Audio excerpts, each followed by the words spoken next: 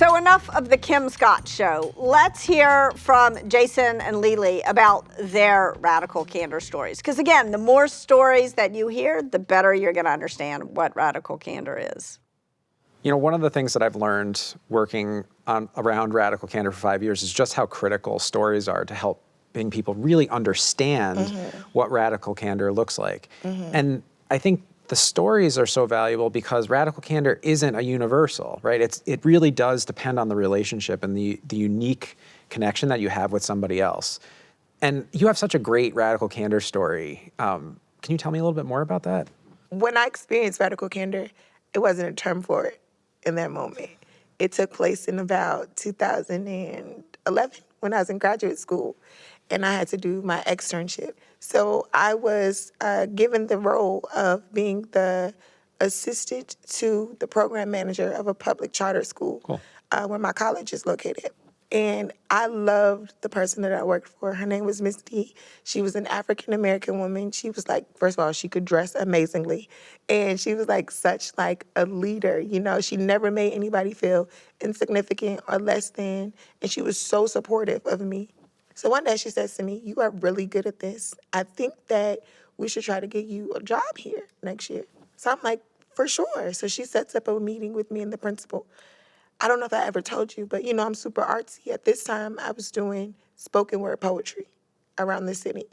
And I had a show that night, the same day as my meeting, and I would not have been able to go and change my clothes. So I'm a genius. I said, I'm going to just wear what I got to wear to the show to my meeting. Yeah. Now, this is 2011. So I'm going to tell you what I had on. I had on, like, this screen printed, like, it was like a wrapper on my T-shirt, right? And then I had on like this mini skirt, but it had like fringes that had lace around it. And this was like when the rock star look was really present. Yeah. And I had on like these fishnet tights and these purple reflective rock star boots. I could have been on Teen Vogue. Like, I look really good, right? Yeah. So I go into the meeting. I have the meeting with the principal. He loves my ideas. He implements one of them right away. And as I'm leaving out, I run into Miss D. And she's so puzzled. She's like, "Did you have your meeting today?" I was like, yeah, I just had it. She was like, "And how did it go?" I was like, "It was amazing. He loved my idea." She said, "Okay, come in early tomorrow and tell me about it." I was like, "Okay, bye." Left. Went and did my performance, nailed it. Like, I felt like I had a great day. I got a job and I had a great performance, right? 2 careers, bam. Yep. So then I come to work the next morning early like she asked, and she's sitting at her desk. I come in, I'm like, "Good morning." She's like, "Good morning. Have a seat."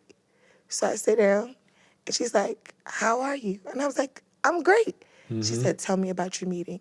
I was like, "It went well. He loved my ideas. He definitely said he can give me a job next year." She was like, "Oh, that's fantastic.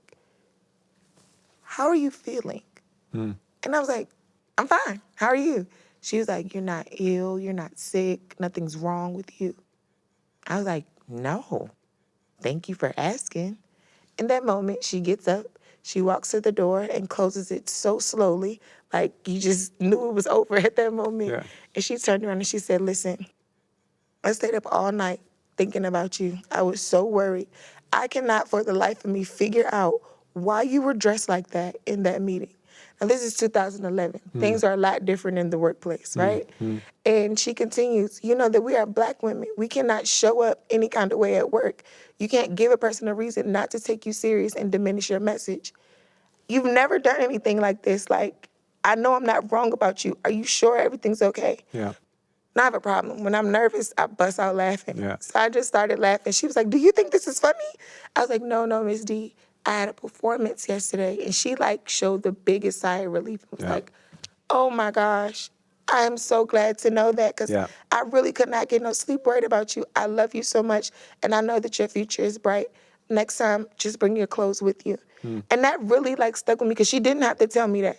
She could have talked about me behind my back. She could have just said, asked me never to come back. Yeah. But she really took the time. And she asked me, was I okay? Yeah. Like 5 times. Like checked on my mental wellness. Yeah. So like that's how I knew like that was radical candor. I'm sorry to be talking so long, but That's okay. that was my experience. Yeah, there's a bunch of things I love about that story, but I think that the thing that I love the most is that she didn't stop you on your way out to the performance. She actually was like, you know what, I'm gonna give myself some space to think about this. And she let you go, and you had a great night. She didn't wait though. First thing the next morning, she was like, let's sit down and have a conversation about it. I think sometimes it's easy to get caught up in the moment. And if she had reacted immediately, she might not have been able to show that care that she demonstrated to you the following morning. So I think that was pretty wise of her. It's so interesting, the timing of that feedback, because we were always giving people the guidance that you should have these conversations immediately. But I think if I were her, it might have been hard for me, like look the contradiction of like just how well you thought the meeting went and how you're dressed. Like it might have been hard for me to show care because like I'd gone out on a limb for you. So I probably, if I were in her shoes, would have done the same thing she did, which is like give myself a little bit of time to make sure that I could actually really demonstrate that care. Time to tell your story. Think about a time you've received radical candor. When did someone tell you something that stung a bit in the moment but stood you in good stead for the next 10 years? In other words, what's your story like mine, or your Miss T story like Lily's? Write your story down, or better yet, film a video of yourself telling it and share it with the group. This might make you feel nervous or uncomfortable, but that's okay. When you make yourself vulnerable by telling this story, you really demonstrate why radical candor matters.